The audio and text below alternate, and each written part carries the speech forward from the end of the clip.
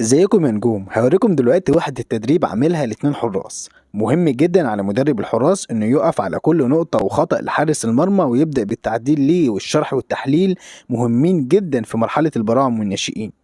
هبدأ وحدة التدريب بالجزء التمهيدي اللي هو الإحماء والتسخين، ومدخل في الإحماء بتاعي جزء رشاقة وتوافق وكمان مهارة، وزي ما قلت لازم أقف عند كل خطأ لحارس المرمى وأصححه.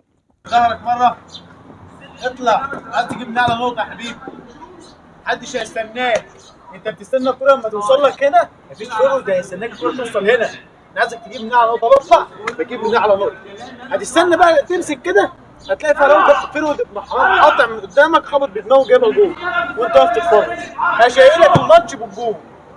ركز، تعالى ها، اظبط التايم بتاعك مع الكوره، ها اوصل. ومطلوب مني كمدرب مزهقش اني اوقف التمرين واعدل واصحح الخطأ